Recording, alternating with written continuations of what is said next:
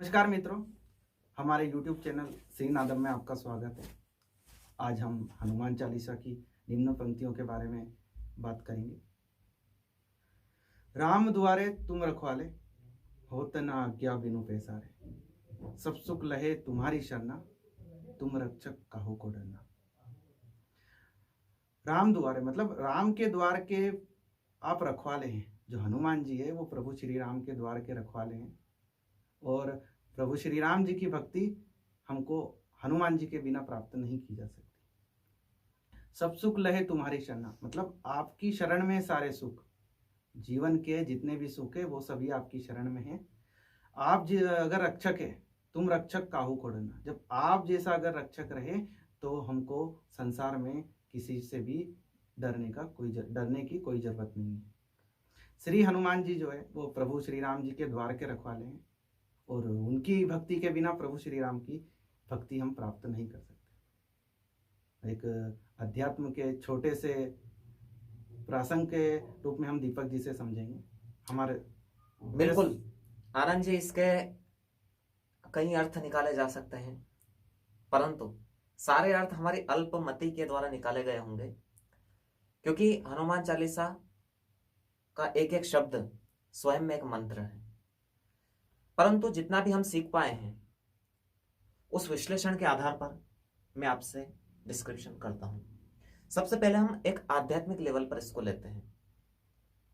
इसमें बोला गया है प्रथम पंक्ति में, राम द्वारे तुम रखवारे, अर्थात कि राम के द्वार के रखवाले आप हैं। राम द्वारे तुम रखवाले, हो तो आज्ञा बिनु पैसारे, अर्थात कि श्री राम जी से मिलने से पहले आप रखवाले हैं। आपकी प्रसन्नता होना अति आवश्यक है। राम द्वारे तुम रखवाले, क्योंकि कौन है? श्री राम जी, हनुमान जी रखवाले हैं।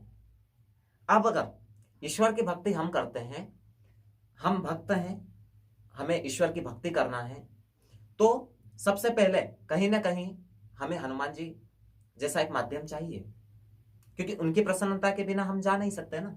प्रभु को कैसे प्राप्त कर पाएंगे?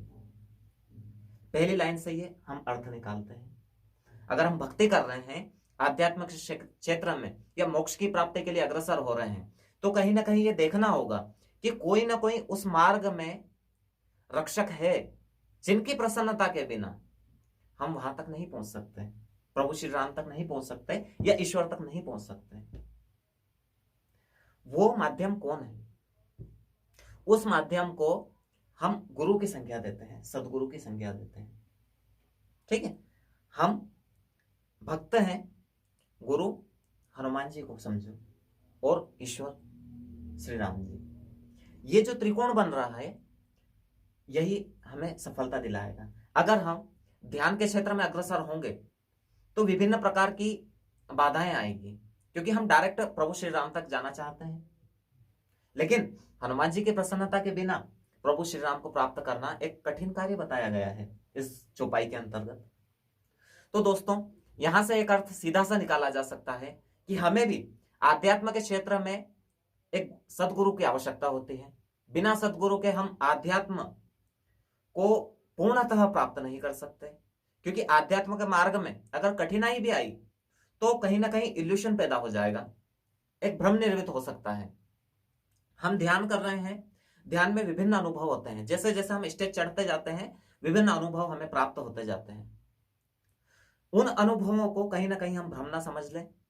ऐसा सदगुरु के साथ में रह करके, सदगुरु को संगी बना करके अगर किया जाए तो ये चीजें कहीं ना कहीं अवांछनीय चीजें दूर हो जाती हैं, जो कि आपने मुझसे पूछा था कि इसको आध्यात्म के क्षेत्र में किस प्रकार से जोड़ा जाए। हमने एक त्रिकोण का निर्माण किया। यही त्रिकोण आध्यात्म में हमने गुरु को इंपॉर्टेंस दिया। हनुमान जी की प्रसन्नता के बिना वो चीज पूर्ण नहीं हो सकती, श्री राम तक नहीं पहुंच सकते। उसी प्रकार से सदगुरु की प्रसन्नता के बिना या सदगुरु की उपस्थिति के बिना, अनुपस्थिति में हम ईश्वर को प्राप्त नहीं कर पाएंगे।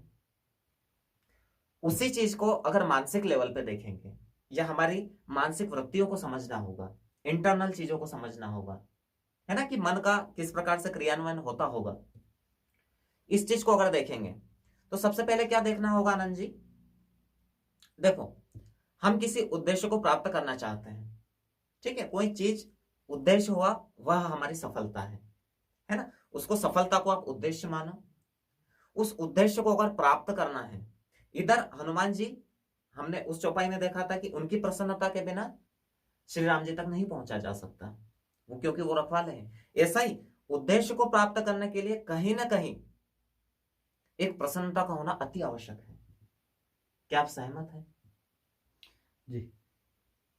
है ना, क्योंकि देखो ये एक आप त्रिकोण का निर्माण कर रहे हैं, है ना, आपको समझना अति आवश्यक है। इधर क्या होगा, किसी चीज की सफल प्रसन्नता के बिना कोई ना कोई एक विषय वस्तु है जो कि हमारे उद्देश्य को प्राप्त करने में कठिनाई आ रही है। वो माध्यम कौन है, मीडिएटर कौन है, किसे माना जाए?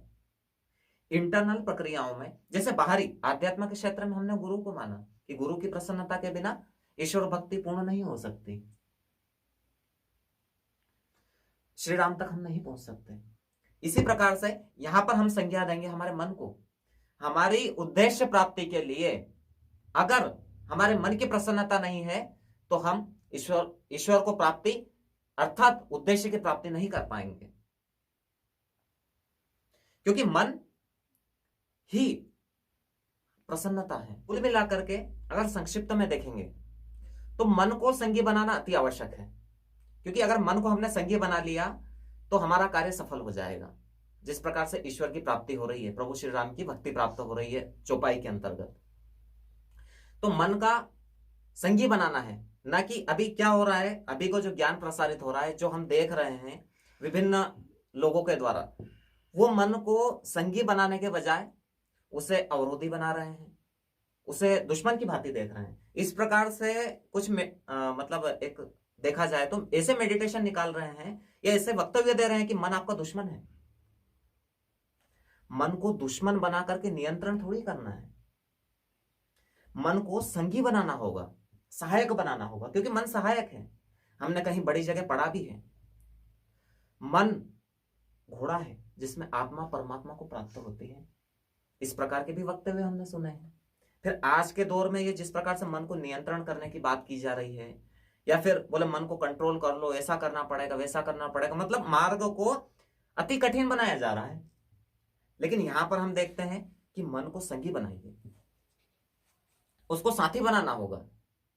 जिस प्रकार से किसी बड़ी जगह पर हमको जाना है तो उस द्वारपाल से हमें विनम्रता से पेश आना होता है, उसी प्रकार से यहीं पर किसी कार्य को, किसी उद्देश्य को प्राप्त करने के लिए हमारे मन को द्वारपाल समझो, उससे विनम्रता का व्यवहार समझ करके, उसे बच्चा मान करके, उसे एक चाइल्ड मानिए ना। क्यों उसे एनिमी क्यों मान रहे हैं, दुश्मन क्यों मान रहे हैं? उसे बच्चा समझ करके अगर आप व्यवहार करेंगे और आप स्वयं के अस्तित्व को दूर रखेंगे, और वास्तविकता में स्वयं का अस्तित्व दूर ही है। आप आत्मा है, ना कि आप मन है। You are not a unconscious mind, you are soul. तो आप स्वयं के अस्तित्व को पहचान करके आत्मा बनिए, मन को बच्चा समझिए, क्योंकि वो सहायक है, वो संगी है। इसलिए मन को सहायक बनाइए। हमने कुछ पहलुओं पर बात करके इस चौपाई के अंतर्गत कुछ नए नए मार्ग तय किए, नए नए मार्ग का निर्माण किया, जिस पर चलना और आगे बहुत ज्यादा है, क्योंकि समय कम दिया गया है बोलने के लिए। इसीलिए मैं इस चीज को यहीं पर खत्म करता हूं।